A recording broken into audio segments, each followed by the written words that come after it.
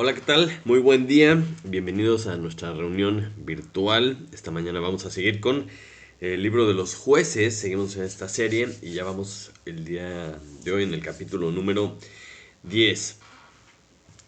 La palabra de Dios nos enseña que debemos edificar nuestra vida sobre la roca, ¿no? El fundamento que es Cristo.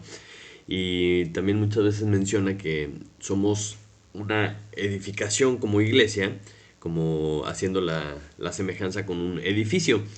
Y cualquier edificio pues, requiere mantenimiento y es importantísimo porque si no lo estás revisando con regularidad y no lo estás revisando constantemente, pues con el tiempo, con la lluvia, el desgaste y demás se va deteriorando.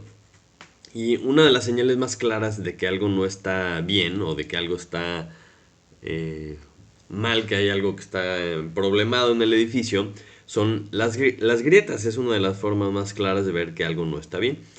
Y una grieta la puedes resanar, pero si no atacas el origen de la grieta, ¿no? En una pared o en una columna o algo, el edificio entero está en riesgo. Está en riesgo y se puede caer. Entonces, el origen, es decir, la causa, ¿qué es lo que está causando una grieta? Normalmente tiene que ver con algún desnivel, una parte de la pared que ya no está bien sustentado, bien sostenida con la columna o con el fundamento. Eh, Puede ser por causa de agua, de algún hundimiento o de un temblor. Pero la realidad es que se origina por la separación con el fundamento. Y cuando esto ya no aguanta, ya no está bien sostenida, pues se acaba rompiendo. Entonces, haciendo esta similitud, podemos ver que el pecado es una de esas cosas que hace que no estemos bien cimentados en Cristo, hace que estemos un poco separados del fundamento y hace que empiecen a salir grietas en la edificación. Y si no se hace algo al respecto, el edificio entero se puede caer. Entonces, con esto en mente, vamos a leer el pasaje que nos toca esta mañana, que es Jueces capítulo 10, y vamos a leer el capítulo completo. Y si tienes tu Biblia, acompáñame. Dice así la palabra de Dios. Después de Abimelech se levantó para librar a Israel Tola, hijo de Fua, hijo de Dodo, varón de Isaacar, el cual habitaba en Samir, en el monte de Efraín. Y juzgó a Israel 23 años y murió y fue sepultado en Samir. Tras él se levantó Jair Galadita, el cual juzgó a Israel 22 años. Este tuvo 30 hijos que cabalgaban sobre 30 asnos, y tenían 30 ciudades que se llaman las ciudades de Jair hasta hoy, las cuales están en la tierra de Galaad. Y murió Jair y fue sepultado en Camón. Pero los hijos de Israel volvieron a hacer lo malo ante los ojos de Jehová, y sirvieron a los Baales y a Astarot, a los dioses de Siria, a los dioses de Sidón, a los dioses de Moab, a los dioses de los hijos de Amón, a los dioses de los filisteos, y dejaron a Jehová y no le sirvieron. Y se encendió la ira de Jehová contra Israel, y los entregó en mano de los filisteos y en mano de los hijos de Amón, los cuales oprimieron y quebrantaron a los hijos de Israel en aquel tiempo 18 años, a todos los hijos de Israel que estaban al otro lado del Jordán, en la tierra del amorreo que está en Galaad. Y los hijos de Amón pasaron el Jordán para hacer también guerra contra Judá y contra Benjamín y la casa de Efraín, y fue afligido Israel en gran manera. Entonces los hijos de Israel clamaron a Jehová diciendo: Nosotros hemos pecado contra ti, porque hemos dejado a nuestro Dios y servido a los Baales. Y Jehová respondió a los hijos de Israel: ¿No habéis sido oprimidos de Egipto, de los amorreos, de los amonitas, de los filisteos, de los de Sidón, de Amalec y de Maón, y clamando a mí no os libré de sus manos? Mas vosotros me habéis dejado y habéis servido a dioses ajenos. Por tanto, yo no os libraré más. Andad y clamad a los dioses que os habéis elegido, que os libren ellos en el tiempo de vuestra aflicción. Y los hijos de Israel respondieron a Jehová: Hemos pecado. Haz tú con nosotros como bien te parezca. Solo te rogamos que nos libres en este día. Y quitaron de entre sí los dioses ajenos y sirvieron a Jehová. Y él fue angustiado a causa de la aflicción de Israel. Entonces se juntaron los hijos de Amón y acamparon en Galaad. Se juntaron asimismo los hijos de Israel y acamparon en Mizpa. Y los príncipes y el pueblo de Galaad dijeron el uno al otro: ¿Quién comenzará la batalla contra los hijos de Amón? Será caudillo sobre todos los que habitan en Galaad. Y hasta ahí vamos a leer esta mañana. Padre Santo, te damos muchas gracias porque nos permites reunirnos, Señor, aunque sea de manera virtual, para poder seguir y poder pues continuar con la misma historia que hemos estado viendo, Señor, con la historia de tu nación, de tu pueblo Israel, Señor. Te pido por favor que esta mañana nos ilumines, Señor, nos enseñes algo por medio de tu palabra, Señor. Te pido que podamos aplicarlo a nuestra vida, podamos compartirlo con otros, Señor, podamos llevarlo a la práctica en nuestras vidas para glorificarte con lo que somos y con lo que hacemos, Señor. Te pido que quites toda distracción y que nos podamos enfocar en ti, y te lo pedimos en el nombre de Jesús. Amén. Amén. Muy bien. Entonces, en el contexto de lo que hemos estado viendo, después de Gedeón, que nos dice la palabra de Dios que hubo 40 años de paz cuando estuvo Gedeón. Veíamos la semana pasada que se levanta Abimelech, pero 40 años de paz en la tierra no significa que estaban bien con Dios. No, porque como veíamos en la historia, se habían ya ido en pos de Baal Berit. Y tampoco sabemos exactamente cuánto tiempo estuvieron sin Gedeón en el tiempo que estuvo ahí reinando Abimelech, que fueron 3 años, ¿verdad? Pero no sabemos cuánto pasó entre un periodo y otro.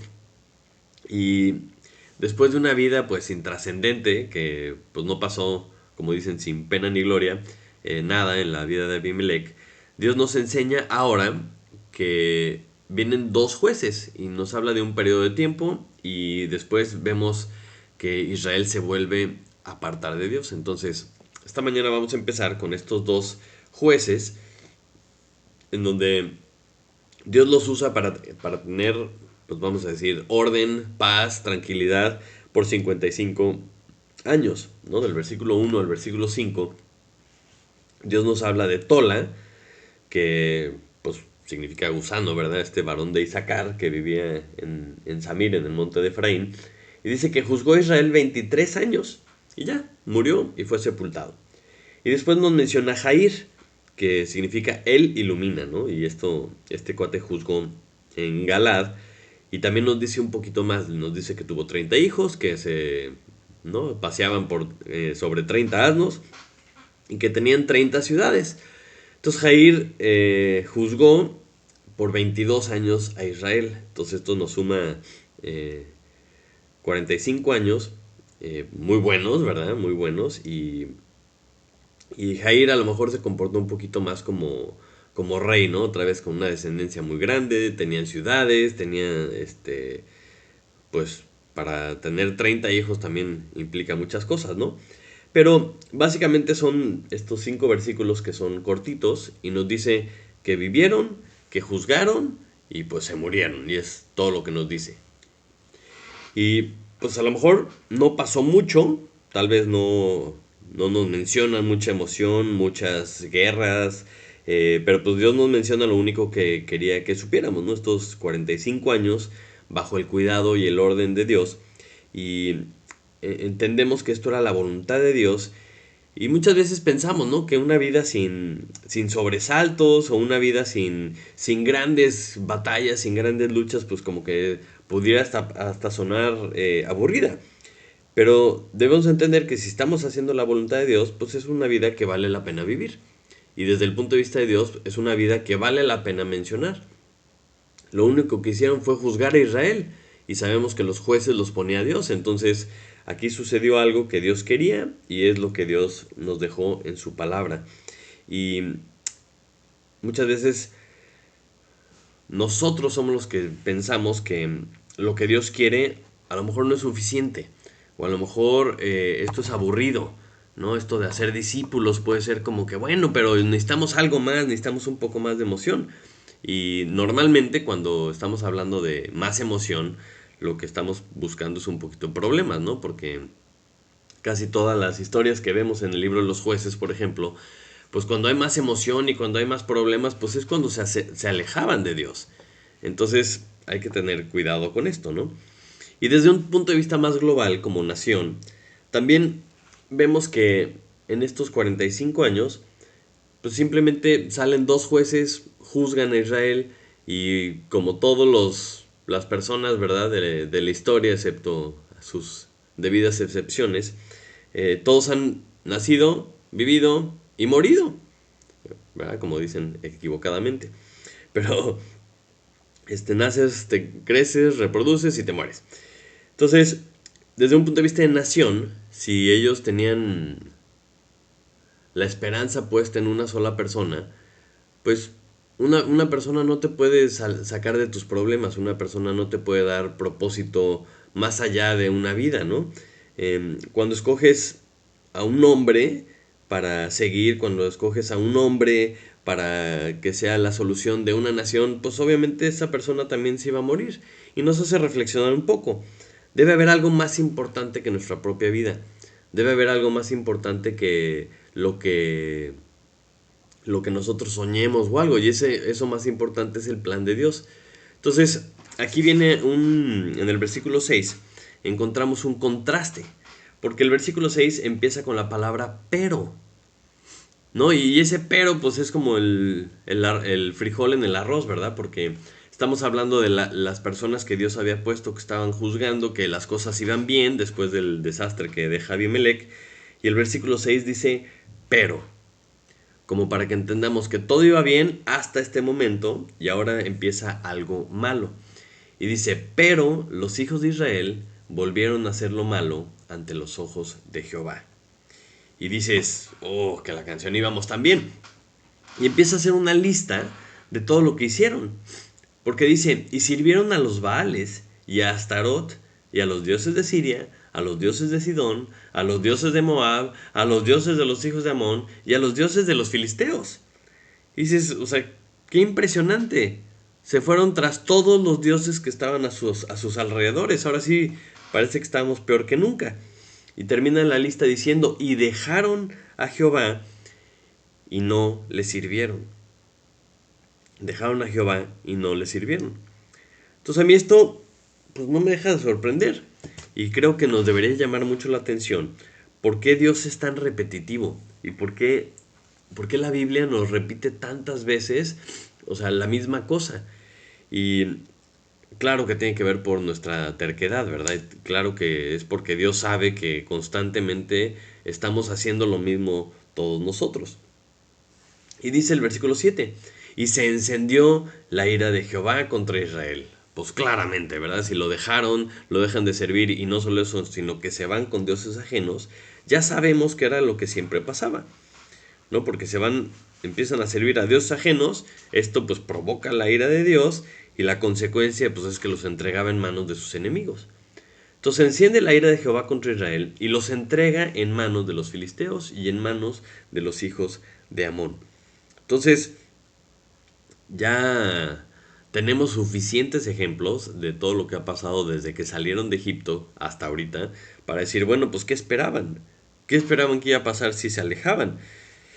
Y nos habla de una nación que estaba viviendo en este momento sin poner mucha atención, sin poner mucha atención ni al pasado, ni a lo que Dios enseña, ni a sus acciones, y nos debe hacer reflexionar esto también. Pero Dios sabe cómo somos y por eso siempre nos deja ciertas advertencias. Y si pensamos en la nación de Israel, acompáñame rápidamente a Deuteronomio, capítulo 31, para ver algunas de las cosas que Dios preparó de antemano para que pudieran anticipar este tipo de cosas. Por ejemplo, cuando ya estaba pues en la etapa final de su vida, Moisés, Dios se le aparece, ¿no? Y Deuteronomio 31:15 dice, y se apareció Jehová en el tabernáculo, en la columna de nube, y la columna de nube se puso sobre la puerta del tabernáculo. Y Jehová dijo a Moisés, he aquí tú vas a dormir con tus padres, y este pueblo se levantará y fornicará tras los dioses ajenos de la tierra a donde va, para estar en medio de ella, y me dejará, e invalidará mi pacto que he concertado con él, y se encenderá mi furor contra él en aquel día, y los abandonaré, y esconderé de ellos mi rostro, y serán consumidos, y vendrán sobre ellos muchos males y angustias, y dirán en aquel día, no me han venido estos males porque no está mi Dios en medio de mí, pero ciertamente yo esconderé mi rostro en aquel día por todo el mal que ellos habrán hecho, por haberse vuelto a dioses ajenos. Ahora pues, escribíos este cántico y enséñalo a los hijos de Israel. Ponlo en boca de ellos para que este cántico me sea por testigo contra los hijos de Israel. Porque yo les introduciré en la tierra que juré a sus padres, la cual fluye leche y miel, y comerán y se saciarán y engordarán, y se volverán a dioses ajenos, y les servirán, y me enojarán e invalidarán mi pacto. Y cuando les vinieren muchos males y angustias, entonces este cántico responderá en su cara como testigo, pues será recordado por la boca de sus descendientes. Porque yo conozco lo que se proponen de antemano, antes que los introduzca en la tierra que juré darles. Y Moisés escribió este cántico aquel día y lo enseñó a los hijos de Israel. Entonces básicamente les enseño una canción para que se acuerden, para que sepan que la iban a regar, que se iban a ir tras otros dioses. Y Dios dice, este cántico me será por testigo. Y cuando lo canten van a decir, ah, caray, pues no nos ha venido todo este mal porque dejamos a Dios. Entonces Dios está teniendo un plan desde antes para que ellos supieran qué es lo que iban a hacer y cuál era la solución. Y un poquito más adelante, no podemos leer todo el cántico, está bastante largo, el capítulo 32.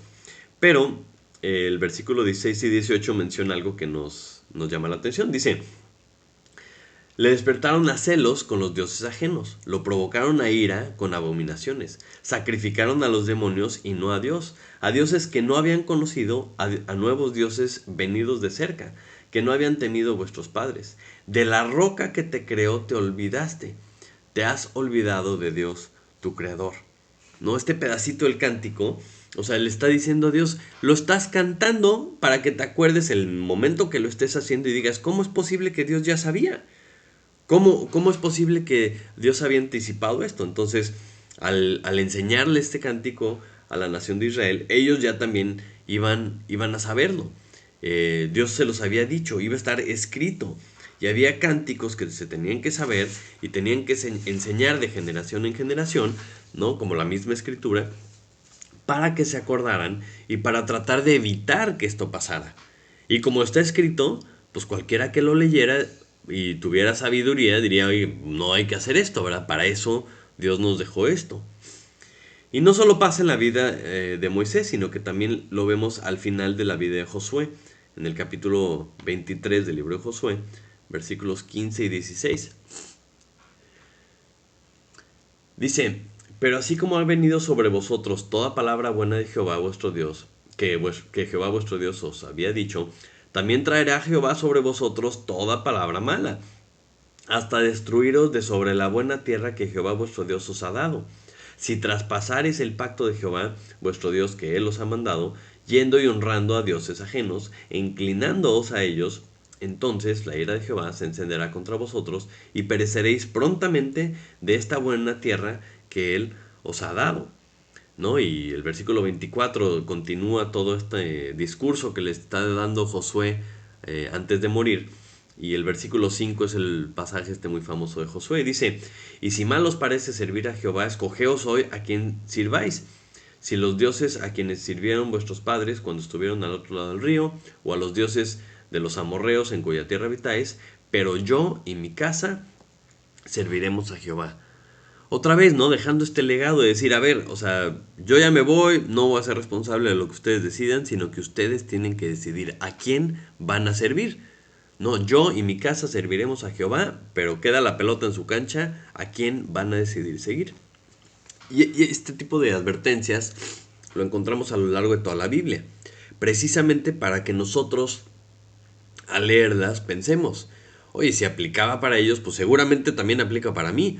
Si aplicaba las bendiciones y las maldiciones, pues también hay que poner nuestras barbas a remojar y decidir bien.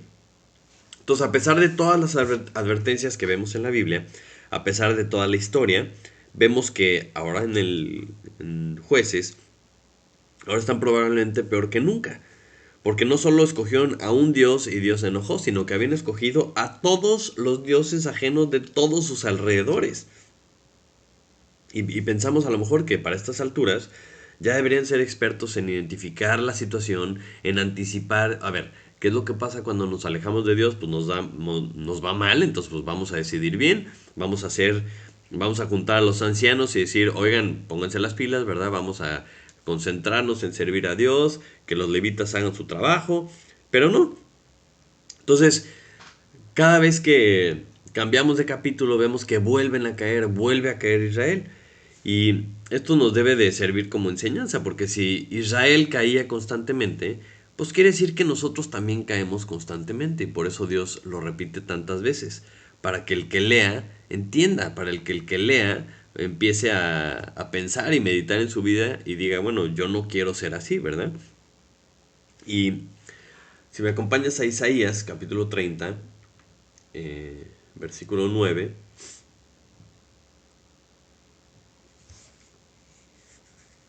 nos sigue, o sea, pasan mucho tiempo, ¿verdad? Hasta el profeta Isaías, pero sigue pasando lo mismo. Dice, porque este pueblo es rebelde, hijos mentirosos, hijos que no quisieron oír la ley de Jehová, que dicen a los videntes, no veáis, y a los profetas, no nos profeticéis lo recto, decidnos cosas halagüeñas, profetizad mentiras, dejad el camino, apartaos de la senda, quitad de nuestra presencia al Santo de Israel.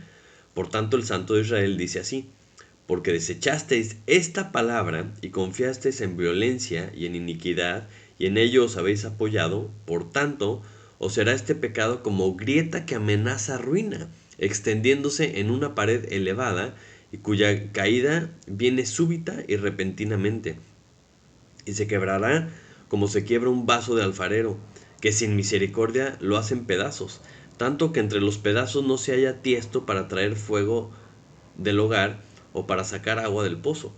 Porque así dijo Jehová el Señor, el Santo de Israel, en descanso y en reposo seréis salvos, en quietud y en confianza será vuestra fortaleza, y no quisisteis. Entonces, no solo en el pasado, con Moisés y con Josué, sino que también en el futuro, vemos que el comportamiento en la nación es el mismo, y nos debe de servir de enseñanza. Y es lo mismo que pasa con nosotros. Pero dice, si desechamos la palabra, si solo nos gusta que nos prediquen palabras halagüeñas, si no nos gusta que nos regañen, y no nos gusta escuchar lo que Dios dice, es como una grieta que amenaza a la ruina, una grieta que se va a ir abriendo hasta que la ruina sea terrible. Y lo que está escrito para que veamos, para que analicemos nuestra vida, para que tomemos acción y digamos, a ver, ¿qué es lo que dice Dios? ¿Qué es lo que estoy haciendo? ¿Cómo va mi vida? O sea, y conforme a lo que tú estás haciendo, puedes anticipar qué es lo que viene.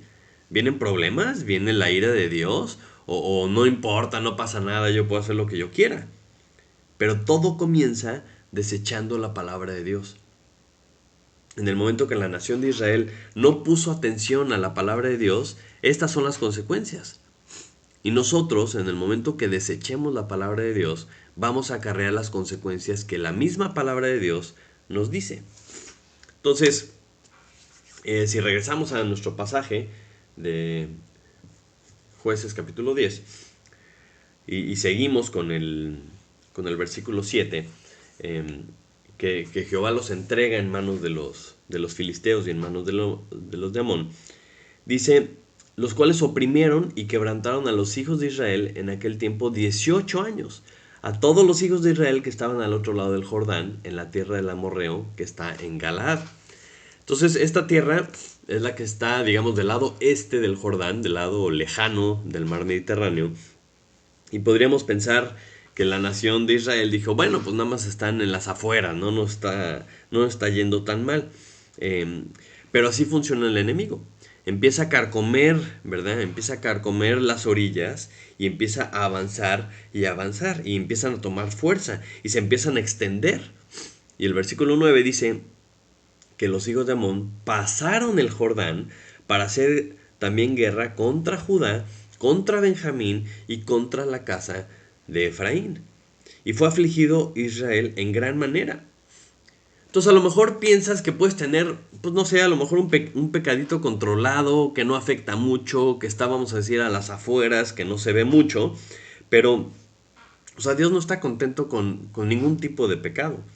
Y aunque sientas que está bajo control o aunque sientas que no es tan importante, no te va a ir bien. O sea, porque así es el pecado. O sea, va a empezar a invadir otros aspectos de tu vida y el resultado es el mismo. A fin de cuentas, el resultado es el mismo. Es opresión, es quebrantamiento, es dolor, es que te alejas de Dios. Y el resultado de la nación de Israel fueron 18 años. Fueron 18 años de opresión y 18 años de estar fuera de la voluntad de Dios. Y después de todo este sufrimiento, después de toda esta opresión, entonces reacciona la nación de Israel. Y llegamos al versículo 10. Dice, entonces, y dices, ay, amén. Gracias a Dios por este entonces. Porque es lo que debemos de buscar siempre que nos alejemos de Dios, ¿no? Y eso es lo que vemos en la palabra de Dios. Cuando se alejan, cuando empiezan a hacer cosas malas, pasa una opresión, pasan cosas malas y entonces, ay, buenísimo, empieza a suceder lo que Dios quiere que suceda. Y qué tan rápido nos llega en nuestra vida este entonces, pues va a depender de nosotros. Espero que nos tardemos 18 años en entender, 18 años en que nos llegue este entonces, porque este entonces marca el inicio de lo que Dios quería que sucediera. Esta palabra me gusta porque muchas veces eh, habla de una consecuencia, un resultado que Dios busca. Un ejemplo muy claro está en 2 de Crónicas, capítulo 7, versículo 12. Está hablando Dios y le está hablando a Salomón, está hablando acerca del templo. Y dice, y apareció Jehová a Salomón de noche y le dijo, yo he oído tu oración y he elegido para mí este lugar por casa de sacrificio. Si yo cerrare los cielos para que no haya lluvia, y si mandare a la langosta que consuma la tierra, o si enviare pestilencia a mi pueblo, si se humillare mi pueblo, sobre el cual mi nombre es invocado, y oraren y buscaren mi rostro, y se convirtieren de sus malos caminos, entonces yo oiré desde los cielos y perdonaré sus pecados y sanaré su tierra. Ahora estarán abiertos mis ojos y atentos mis oídos a la oración en este lugar, porque ahora he elegido y santificado esta casa para que esté en ella mi nombre para siempre, y mis ojos y mi corazón estarán ahí para siempre. Entonces es muy interesante que a veces nos enfocamos en que Dios está en ese lugar y ahí va a estar atento a la oración de cualquier persona y hasta la fecha va gente, ¿verdad? A orar en ese lugar porque, bueno, en el muro de los lamentos, que es lo único que queda, ¿no? Pero, o sea, mucha gente piensa que porque voy a ese lugar, ahí está Dios, pero no se ponen a pensar qué es lo que dijo antes. Porque Dios lo que dice es, si voy a enviar problemas, ¿no? Voy a enviar pestilencias y voy a enviar langostas o falta de lluvias porque su pueblo iba a estar en malos caminos. Pero dice, si se humillare, si oraren, si buscaren mi rostro, si se convierten de sus malos caminos, es una conversación condicional, dice, entonces oiré desde los cielos, perdonaré sus pecados y sanaré la tierra. Es una cuestión, es una transacción condicional. Pero ese entonces marca el inicio de lo que Él quiere. Él quiere perdonar, Él quiere sanar, Él quiere todas estas cosas buenas para su pueblo, para sus hijos. Eso es lo que Él quiere. Pero no sin que antes se humillaren, ¿no? Que se conviertan de sus malos caminos. Y si nos ponemos a pensar en nosotros, en nuestra vida, después de Cristo, los creyentes, somos el templo del Espíritu Santo. Y tenemos acceso al Padre por medio de Jesucristo. Y podemos pensar, es que Dios nos oye. Amén, claro que sí. Pero siempre y cuando no haya estorbos. Como dice la Biblia, cuando hay pecado en nuestra vida, nuestra oración es estorbada. Cuando no tratamos bien a nuestra esposa, nuestra oración es estorbada. Y hay muchísimos ejemplos que hemos hablado en el discipulado, ¿verdad? Que si tu vida tiene pecado, tu oración es estorbada. Entonces esto también aplica para nosotros. Si nos humillamos, si nos arrepentimos, si oramos, si buscamos su rostro, si nos convertimos de nuestros malos caminos, entonces sí, Dios oye, Dios perdona, Dios sana. Y entonces, en nuestro pasaje, es exactamente lo mismo. Porque después de este gran sufrimiento dice, entonces los hijos de Israel clamaron a Jehová. Entonces no es lo mismo clamar, porque pues, puedes llorar y puedes gritar del sufrimiento, así pues sí, claro. O puedes pedir ayuda, puedes clamar a otras personas, puedes clamar al mundo, puedes clamar a los Baales. Pero dice aquí que clamaron a Jehová. Y dice el versículo 14, ¿no? Andad, Dios, para entender la diferencia, porque Dios les dice, andad, clamad a los dioses que os habéis elegido, que os libren ellos en el tiempo de vuestra aflicción. O sea, tú puedes clamar y no estar clamando a Dios. Es importante que entendamos que debemos clamar a Jehová. Pero muchas veces para que clamemos a Jehová tenemos que haber pues agotado todas nuestras opciones, porque estamos medio tercos. Estamos clamando a nuestras habilidades y no funciona. Estamos clamando al mundo y no funciona. Estamos clamando a dioses falsos como el dinero y no funciona. Y clamar a Jehová es la clave. Este clamor me recuerda un poco la historia de Jonás, que Dios le dice que tiene que ir a predicar la palabra de Dios a Nínive, ¿verdad? Y él agarra un barco y se va al lado opuesto. Al lado opuesto, y viene una tormenta y lo acaban echando al mar y se lo come un pez, literalmente lo que nos dice la Biblia. Entonces no me puedo imaginar un peor lugar físicamente para llegar a este punto de entender que vas por el camino equivocado. Y vamos rápido a Jonás, capítulo 2.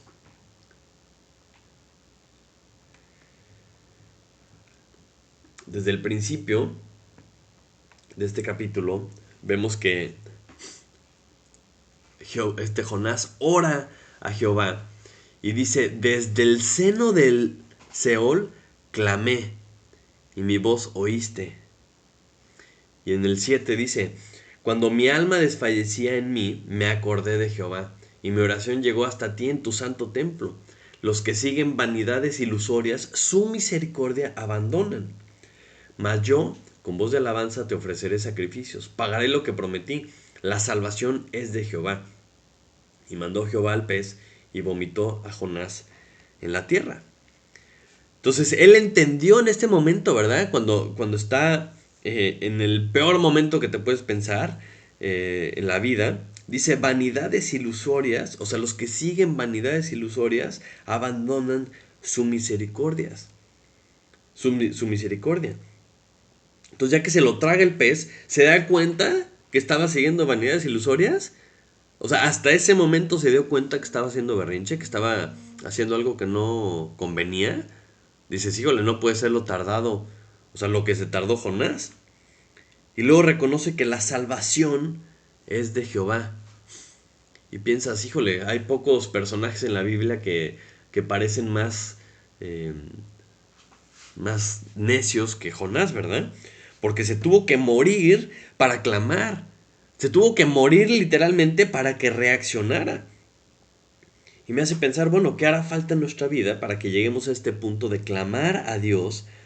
Para entender en nuestra vida si estamos yendo tras vanidades ilusorias en lugar de estar siguiendo la voluntad de Dios. ¿Qué necesitas tú para reaccionar? ¿Una tormenta? ¿Una invasión? ¿Que te trague un pez? ¿Me explicó? Con estos 18 años de sufrimiento, Israel nuevamente entiende y por fin llega, ¿verdad?, a reconocer algo que pues es fundamental entender. Y dicen, nosotros hemos pecado contra ti. Reconocen exactamente lo que habían hecho. Y dicen, nosotros hemos pecado contra ti, versículo 10, porque hemos dejado a nuestro Dios y servido a los Baales. O sea, tuvieron que llegar al punto de entender exactamente lo que estaban haciendo y contra quién lo estaban haciendo. Estaban pecando en contra de Dios y le estaban diciendo exactamente qué es lo que habían hecho. Entonces, como dice 1 Juan 1:8, ¿no? Dice, si decimos que no tenemos pecado, nos engañamos a nosotros mismos y la verdad no está en nosotros. Si confesamos nuestros pecados, Él es fiel y justo para perdonar nuestros pecados y limpiarnos de toda maldad. Si decimos que no hemos pecado, le hacemos a Él mentiroso y su palabra no está en nosotros. Hay que entender los pasajes completos. O sea, dice, si decimos que no tenemos pecado, pues estamos mintiendo, entonces ya tenemos pecado. Y si le decimos que no tenemos pecado, lo estamos haciendo el mentiroso, porque Él dijo que todos hemos pecado. Pero otra vez vemos la frase condicional. Dice, si confesamos nuestros pecados, Él es fiel y justo para perdonar nuestros pecados. Pero debemos ser capaces de confesarlo, exactamente lo que hemos hecho. ¿Sabes qué es lo que has hecho? ¿Sabes qué es lo que estás pecando? Porque el chiste es reconocer lo que estás haciendo, arrepentirte y dejarlo. O sea, si tú no sabes cómo ofendiste, ¿cómo vas a dejar de hacer?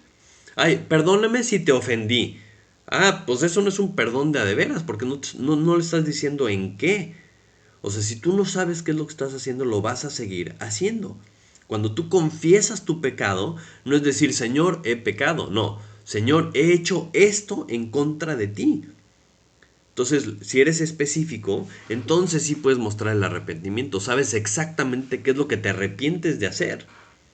Y por eso es tan importante que sepamos lo que es pecado. Y la Biblia nos ayuda a saber cuáles son los pecados que Dios entiende como pecado y nos da el Espíritu Santo para redarguirnos, para que sepamos qué es lo que estamos haciendo y en cuál estamos cayendo. Porque si no lo confiesas, no estás pidiendo perdón de veras. O sea, si no los conoces, pues ¿cómo te estás arrepintiendo? O sea, ¿de qué te estás arrepintiendo si no sabes qué estás haciendo? Entonces, ¿qué es lo que vas a cambiar? El arrepentimiento, que significa un cambio de 180 grados, o sea, ¿de qué si no sabes qué estás haciendo? La Biblia dice, en mi corazón he guardado tus dichos para no pecar contra ti, porque conozco lo que Dios quiere y comparo con mi vida y el Espíritu me muestra si algo estoy haciendo mal. El que sabe hacer el bien y no lo hace le es pecado. A ver, pues, ¿qué estoy haciendo? ¿Estoy haciendo el bien o no? ¿Estoy pecando o no? Todas las listas que encontramos en la Biblia de fornicación, de avaricia, de inmundicia, todo eso es para que sepas lo que está mal, sepas lo que está bien y sea un espejo hacia tu vida y digas exactamente qué es lo que estás haciendo y lo dejes de hacer y pidas perdón por eso. Y lo increíble es que cuando los de la nación de Israel le piden perdón a Dios, dicen, hemos pecado dejando a Dios y servido a los Baales, el versículo 11 dice, y Jehová respondió. Jehová respondió. Siento que a veces leemos así medio deprisa o leemos así y no nos damos cuenta lo que está diciendo aquí. O sea, Dios les contesta. ¿Cómo les contestó? No sé. Pero Dios les dijo, les contestó. Y el Salmo 106, que lo hemos visto varias veces porque es el resumen de todo lo que había hecho la nación de Israel, el Salmo 106, versículo 43, nos debe de animar. Porque dice, muchas veces los libró, mas ellos se rebelaron contra su consejo y fueron humillados por su maldad. Con todo, él miraba cuando estaban en angustia y oía su clamor. O sea, esto nos debe de llenar de ánimo, nos debe llenar de esperanza que Dios nos escucha. Y una vez que los escucha, les contesta. Y les dice, ¿no habéis sido oprimidos de Egipto, de los amorreos, de los amonitas, de los filisteos, de los de Sidón, de Amalec y de Maón? Y clamando a mí, ¿no os libré de sus manos? Dice, mas vosotros me habéis dejado y habéis servido a dioses ajenos. Por tanto, yo no os libraré más. Como que la respuesta de Dios es una recapitulación de todo lo que ha hecho y le está diciendo, todas las veces que los oprimieron, todas las veces los rescaté y sin embargo me vuelven a dejar. ¿A poco no creen que se lo merecen? Está haciendo hincapié en su justicia, porque estaba sucediendo exactamente lo que se merecían. Estaba sucediendo exactamente lo que Dios les había prometido que les iba a pasar. Si ustedes me dejan, les va a ir mal.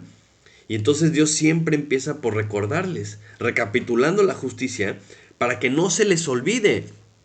O sea, están aquí por lo que ustedes hicieron.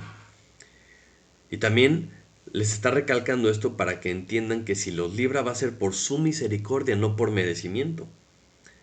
Entonces, cuando una persona es juzgada y se va a la cárcel, si él no se arrepiente, si él se va encadenado hacia la cárcel, haciendo berrinche y peleando en su cabeza, ¿no? Y está peleado contra todos y peleado contra la vida o lo que sea, no por eso va a cambiar el veredicto, no por eso va a cambiar la condena. Porque es un pleito que está luchando él contra sí mismo. La realidad de la justicia es que, o sea, ya lo condenaron. Entonces, una señal clara de que entiendes que mereces lo que estás recibiendo es que aceptas las consecuencias. Y eso es lo que vemos con la nación de Israel.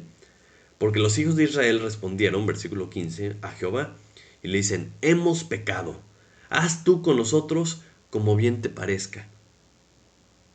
Porque una vez que Dios les dice por qué están como están, dice, pues sí, entendemos, hemos pecado contra ti y aceptan la consecuencia, aceptan la voluntad de Dios y apelan a su misericordia.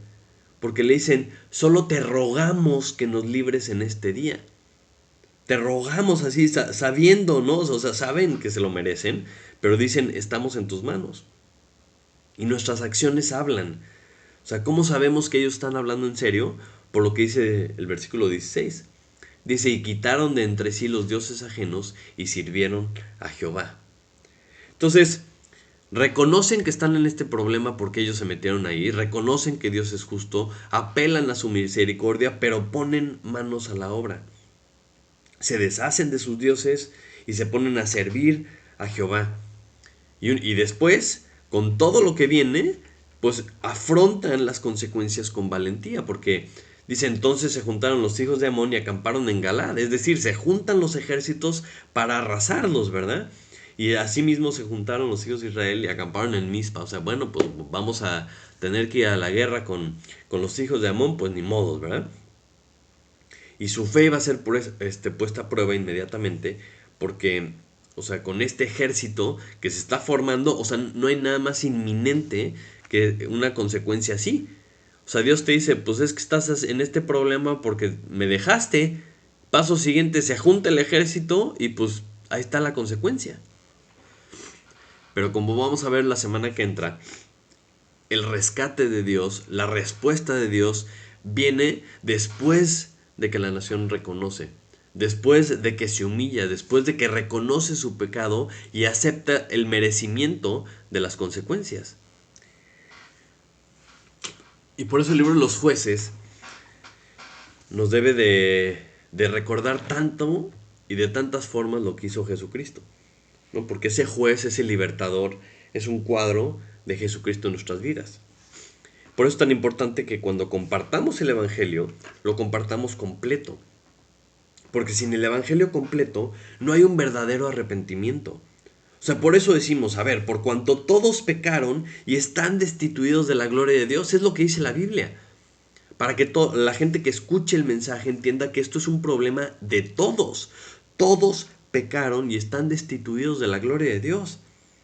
No hay una persona que puede decir, no, yo no he pecado. Porque, o sea, somos por naturaleza pecadores y el pecado está en nuestra naturaleza.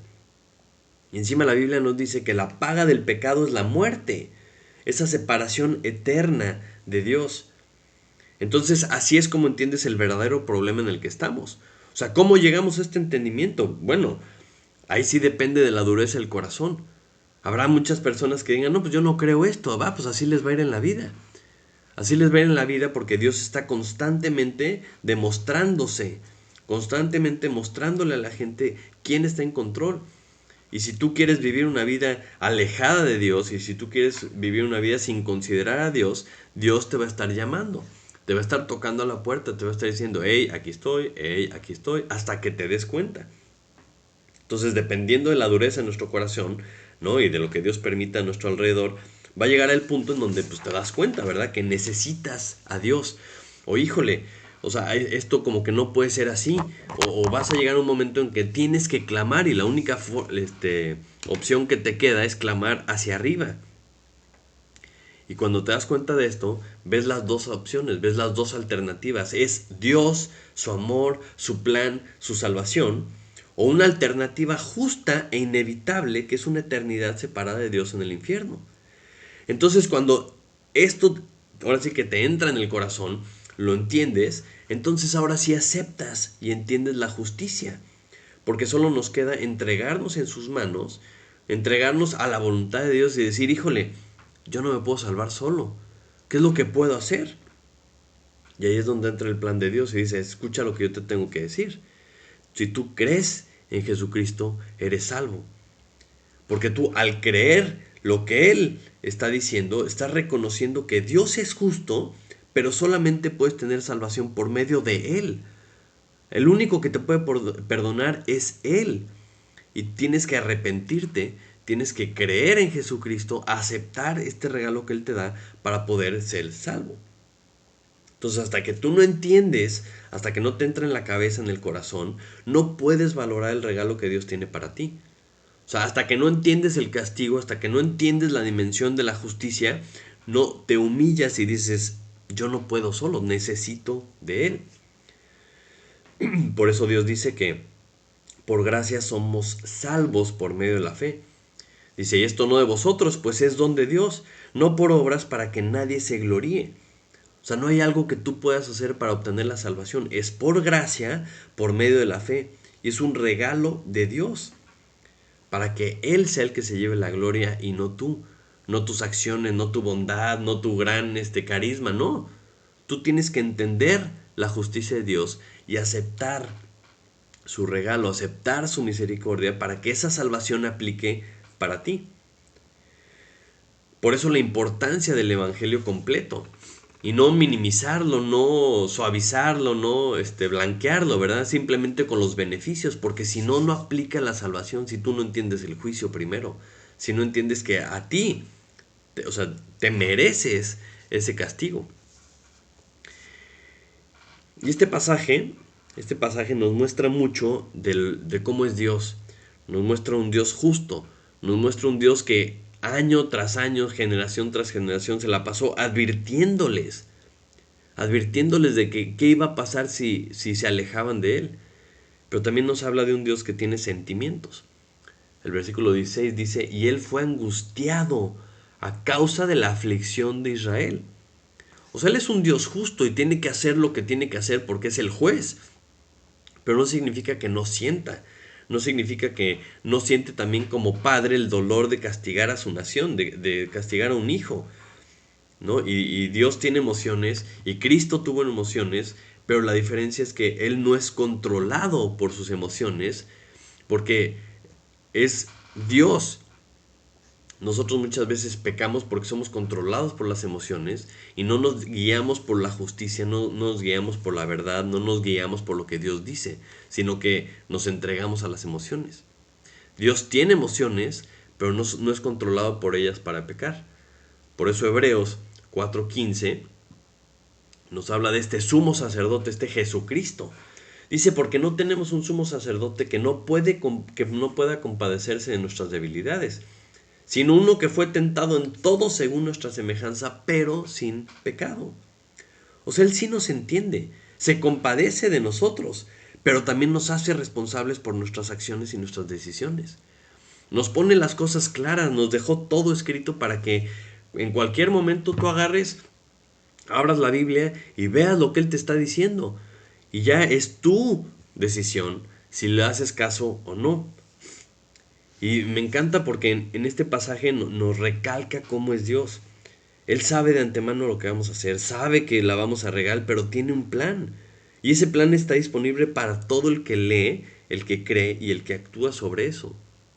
Jesucristo ha sido la salvación desde Adán y Eva. La promesa de que iba a venir un Mesías, ¿no? Y esta salvación aplica al que lo reconoce, al que cree, al que apela a la misericordia de Dios y hace la voluntad de Dios. Y esa salvación es la salvación de la ira.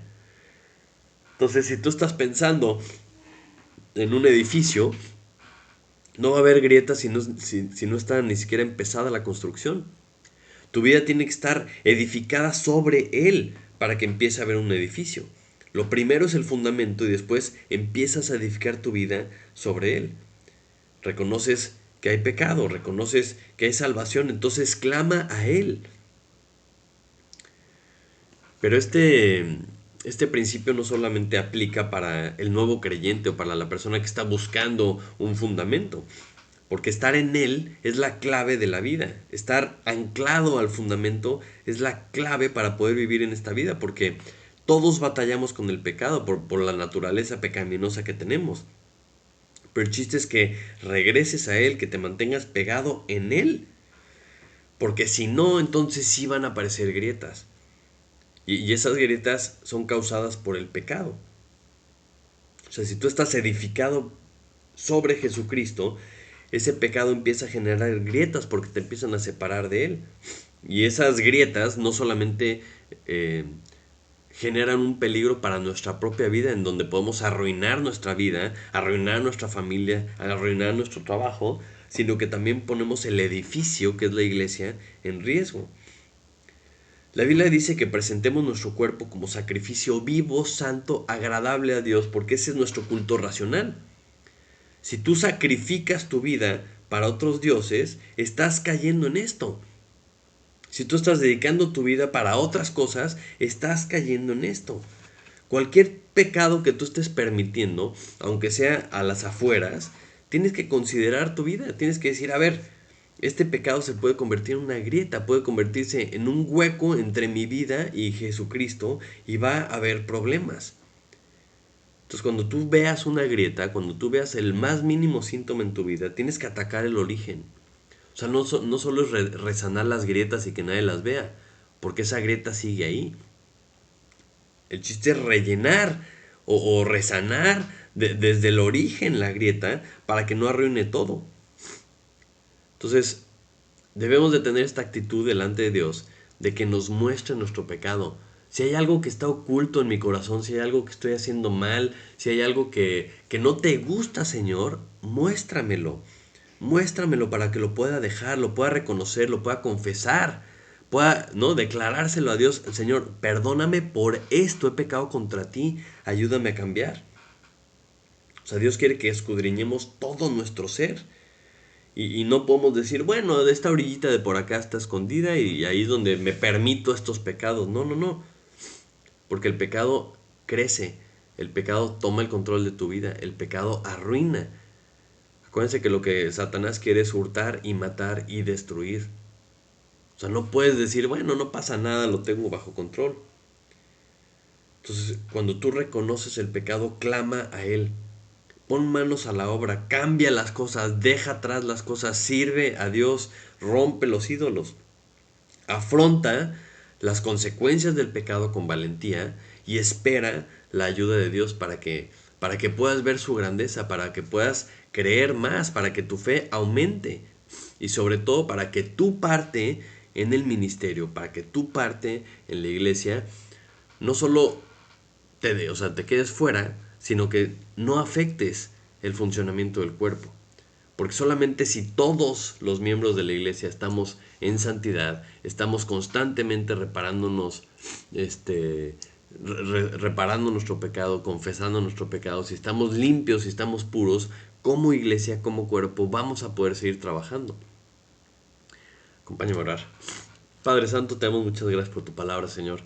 Gracias porque nos recuerdas la importancia que tiene, Señor, estar constantemente analizando nuestra vida, Señor, confesando las cosas que hacemos mal, las cosas con las que te ofendemos, Señor, las cosas que son pecado en nuestra vida, Señor. Te pido que tu Espíritu nos dé discernimiento para entender si hay algo en nuestra vida que no te gusta, si hay algo que está mal, Señor. Que nos des la fuerza, la valentía para cambiarlo, Señor. Que nos des un corazón humilde, un corazón arrepentido, Señor. Que busquemos tu rostro, que clamemos a ti, Señor. Y que con la ayuda de tu Hijo, Señor, podamos ser limpios cada día, que tengamos cuentas cortas, Señor, para que no estorbemos tu obra, para que no estorbemos lo que tú estás haciendo en nuestra iglesia, Señor. Te alabamos, te bendecimos y te glorificamos, Señor, en el nombre de Jesús. Amén. Amén. Pues muchísimas gracias, que Dios te bendiga. Nos vemos la semana que entra, si Dios quiere, y que estés muy bien.